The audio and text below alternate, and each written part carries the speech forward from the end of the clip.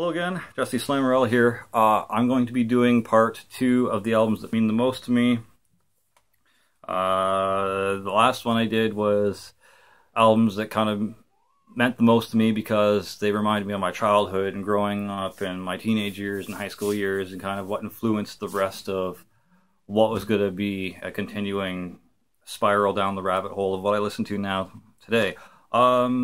This is going to be a little different. This is albums that mean the most to me because they really just either A, first introduced me to a certain style of music that I wouldn't otherwise have listened to, or their type of music just really made a huge impact. So here we go. First up, just because it's on top of the pile here, this is Lordi's The Apocalypse special edition 2-disc thingy here.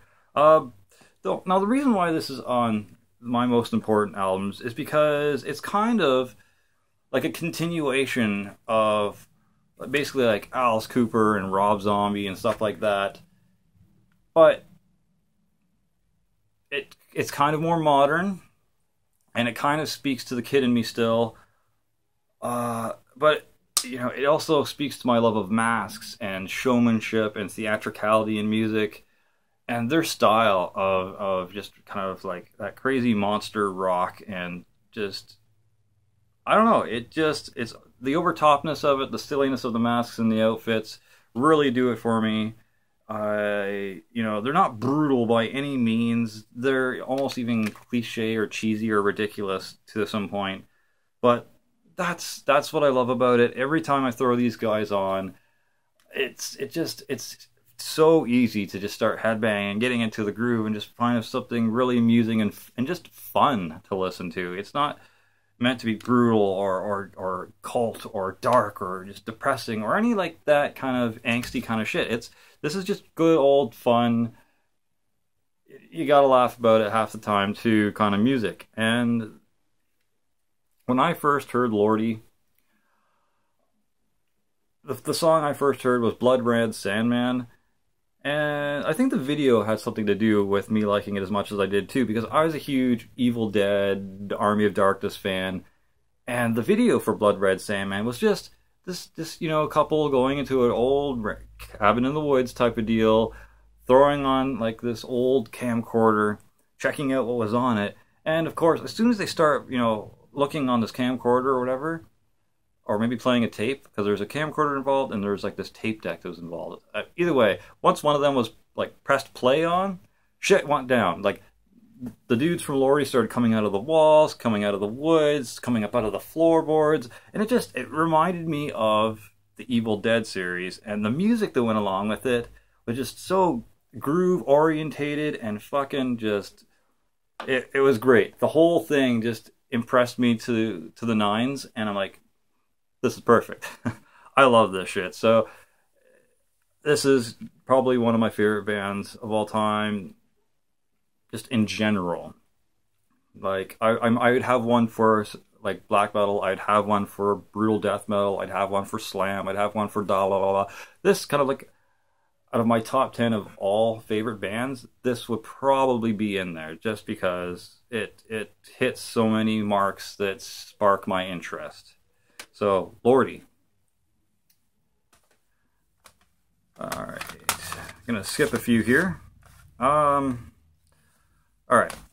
Okay.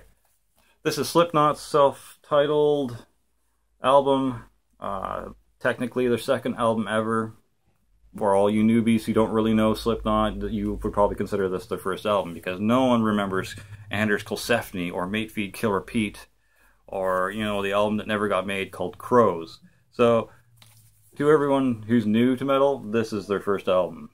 Okay, so anyways, enough of that. This was high school. Like this right here just says high school all over it.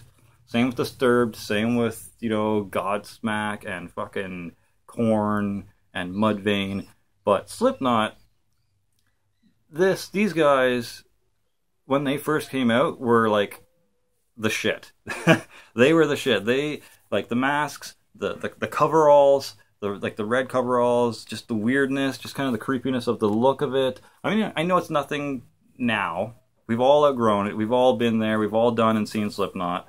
I'm going to be seeing Slipknot for the first time in concert sometime this summer with the wife, so that's going to be cool. But the reason why this is one of the albums that mean the most to me is just because I had a band called Serenicide, and these guys inspired our coverall wearing thing, our mask wearing thing, our dreads wearing thing that we did, and the kind of growly, like this, you know, it's silly teenagers doing silly teenage stuff, but that's what, you know, Slipknot inspired. That's why Serenicide, I'm pretty sure, got made. At least for me. I can't tell you how my cousin Brett Albin really feels about our days in Serenicide. And I can't tell you how my buddy, rest in peace, Andrew Bond, feels about it, because unfortunately he's no longer here. He died when he was 20 years old back in 2008. So I'm unfortunately the only one that's speaking about it right now and can speak about it, I think. But this was huge. This changed the way I went about looking for music and changed my expectations for music. This blew shit out of the water just because it was so different from everything that I'd listened to up until that point. So, Slipknot, self-titled. Next, okay, I'm gonna go and say these two, but then this as well. Okay, so if it wasn't for this band, I could easily say I wouldn't have gotten into like just pure death metal. This is 6 Feet Under's Bringer of Blood. I don't really care how you feel about Chris Barnes. I don't really care what you thought of this album. This album, if it wasn't for this album, and Ken Masters from The Zone in Bowmanville, who ran The Zone, like the music store, I wouldn't have gotten into death metal probably as soon as I did, because this album and the hooks and his vocals in it, just, it did it. It turned a light on, went, ting, this is what you want to listen to. You want to listen to this and or heavier.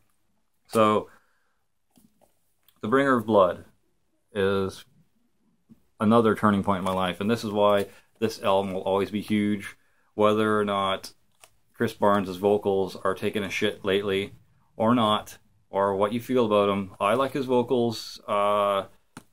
This was my first exposure to 6 Feet Under, beyond like this album. Like, I'm just gonna put this down. Like, yeah, so 6 Feet Under. But then this was kind of my other exposure to Chris Barnes, whether I knew it or not. This is Cannibal Corpse's Tomb of the Mutilated with Hammer Smashed Face. I knew of it because of probably why a lot of other people do, but Ace Ventura. Jim Carrey getting up on stage and growling along and making a fool of himself on stage, you know, Cannibal Corpse and Chris Barnes and whatever, and that song that from the concert in the movie, just it was crazy. It was wild, and there's like these dudes with like these 80s hair, like doing the windmills and shit. I'm like, I need to find out who that band is. So at the end of the credits, I'm like, okay, I checked it out. It was awesome. I got this. It was just so over the top and ridiculous and so gory for me at that age. I think I was like 17, and I was still in my new metal kind of whatever phase. So this was just the next step up for me. And if it wasn't for like 6 Feet Under, this, I wouldn't have probably gotten into death metal. Same with this. This was my first exposure to like the actual creators of death metal, like Death themselves. This is The Sound of Perseverance, and the song that got me into these guys was just on a Brave Words and Bloody Knuckles sampler CD that came in the Brave Words and Bloody Knuckles magazine. And Bite the Pain was one of the tracks on there. Now, I've listened to this whole way through, and Spirit Crusher is like way better, but Bite the Pain was kind of like, okay, what the fuck? What the hell is this guy doing on his vocals? And those guitar riffs are crazy. It was very haunting, and I'm just, yeah. So those three albums, 6 Feet Under, Cannibal Corpse, and this got me right into death metal. I'm just like, yep, I need more of that in my life. So, you could thank those bands for getting me into that shit. Okay, next. I didn't quite get into this next one here, so I'm going to show you this instead. This is Children of Bodom. This was kind of my first experience with extreme metal that slightly touched on black metal. Just slightly, because there's, you know, there's hints of it in this. And just the epicness of some of these songs on here: Silent Night, Bodom Night, Bed of Razors, Black Widow, Hate Breeder, and stuff like that. Like, it kind of reminds me a little bit of like Emperor's Nightside Eclipse. I don't know why, but it just kind of does at some points, just kind of the epic feel of it, and the complexity of the riffs. But yeah, and I really enjoyed Alexi Laiho's vocals back then too. Like I was obsessed with Children of Bodom for the longest time. Like I got every one of their albums up until Relentless, and Reckless Forever, whatever the fuck, however you say that. I haven't got the last two ones because, like I said in a previous video, they don't seem super duper new. It seems sort of like recycled old Children of Bodom riffs to me. It doesn't seem like anything like barrier breaking like this was. Like the tracks off of this album were phenomenal. But yeah, I used to listen to this all the time with my cousin Brett, and we would argue what songs were better than others, and he'd be like, "You have the weirdest fucking taste in Children of Bodom songs, man. It's all about this song and that song." Like, he'd be like, "Towards Dead End and Downfall is where it's at." And I was like, "Oh, but have you checked out Southern Comfort and Hate Me by the new, like off of the third album being Follow the Reaper," and you're like, those songs are not it, man. You gotta listen to these songs. And it just kind of reminds me of days like that, where we just kind of argue over silly things of what better Children of Bodom songs there were. So, Children of Bodom. Next up is something some of you like, some of you don't. This is Annotations of an Autopsy's Reign of Darkness. Now, this, when I first heard it, was amazing, obviously. But it kind of reminded me of a heavier, more brutal 6 Feet Under. I know that sounds weird to you, but that's just my first initial take of it. And it just, you know how I feel about 6 Feet Under. So imagine me going, wow, this sounds like a more brutal, heavier, crazier 6 Feet Under. Like, it was like really, really good. I love this shit. And this album kind of paved the way for me to get into grind and core, because the album before this one, The Throne of Infection, was more like death grind, I guess, and had some core elements in it a bit. And then the album, or EP that was released after this, that you can't really find a physical copy for, Dark Days, was like deathcore, like mostly. So, like, it exposed me to two new types of genres that I previously hadn't really been, you know, exposed to. So, big shout out to Annotations of an Autopsy. Motherfucker. Do not say this band's name really fast, because that's what'll happen. So, yeah, that's why they've earned a place in albums that are most important to me. Next is just kind of continuing on that vein, like icebreakers, like Chelsea Grin. This is the Desolation of Eden album, but the self-titled Chelsea Grin EP before this is what got me into deathcore and brutal deathcore and just kind of stuff like that.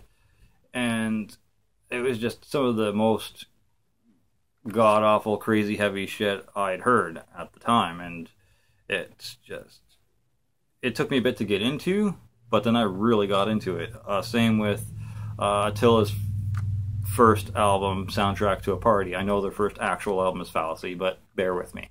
Because their Soda and the Water Cup, the way he does those really, really fast fucking vocals, like whatever, it was like, whoa, like that was something new to me. That was really heavy and crazy and fast and just kind of cool because it's like party metal core, whatever fucking hell they want to call themselves. But yeah, that and this kind of really shone a light on something new and crazy for me. So Chelsea Grin, old Chelsea Grin.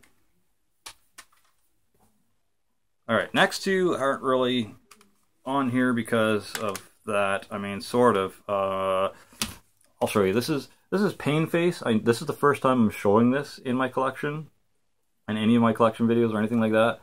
I think so, anyways. This is Pain Face with Fleshcraft. This was really rare and hard to find. It cost me a bloody arm and a leg. I don't even want to know what this actually cost me because it's been a while. I've had this in my collection for a while. But this probably cost me around 90 bucks plus tax. And this is like a demo from Anders Kosefny from, you know, previously Slipknot. This is one of his side projects, I think. Vice Grip Throttle. But yeah, that was also included in this because the guy charged me so much for it. But the reason this is in my collection is for a few reasons. One, because it's so fucking rare. Two, because it's one of the most expensive albums I've ever paid for in my life. And three, I love Anders Kosefny. I love his vocals. I love how he influences the music that he's in, and I like the lyrical themes and stuff that he bases his stuff on. I know it's off of a some sort of board game. I don't know, but yeah. I don't know, I really, really liked it, and it took me a long time to track this album down and finally purchase a copy on eBay. And it is one of the most valuable in my collection. So there's that. And the next one, this I'm still trying to sell actually, but no one's going to pay the amount of money I want for it. I'm trying to sell this for 200 bucks. You're not going to find this anywhere unless you contact Sky Records in Japan and get them to physically make you a copy, which is what I had to do. So yeah, if you want this, 200 bucks Canadian, please. But yeah, this is in my collection one of my most prized possessions because it is so damn expensive, and because it is so rare, and because it is by one of those bands that just blew my mind. I didn't think that they could combine like pop rock and nu metal and like growls and gutturals and such low-tuned guitars all in one song consistently. Like that's what these guys do. They combine shit that sounds like fucking System of a Down and Simple Plan and sometimes just crazy low gutturals sometimes and like low-tuned guitars. Like it's not this album so much, but their later ones like Buika Aisu and Rokenpo Goroshi. Like those albums, you'll really hear that in. But this went out of print years ago. Like this is from 1999. And yeah, this is one of the this is the most valuable album I now own because I've sold the EP by Chelsea Grin, and I've sold Soundtrack to a Party. So those would have been up there too. I also sold my copy of Mate Feed Kill Repeat. So now the most expensive valuable items I own are the first album and Pain Face's only album. So that is why they're in my most important whatever albums. That means a lot to me. So that is that. Sorry that this second video took so long. I didn't think it was going to. But you can see now why it took two parts to show you all the things that mean the most to me in my collection. And thank you for sticking around for that. I know it was a long one. And feel free to leave your comments and shit in the section below. Can't wait to see what you think of this collection. And thank you, Count Blagorath, for posting that to get this whole big shindig started, because as you can see, a lot of people wanted to show off some albums that meant a lot to them and explain why, and we're still doing it. So kudos to you, Count Blagorath, and thank you to my subscribers for watching. Hope you liked it. Till next time, stay sick.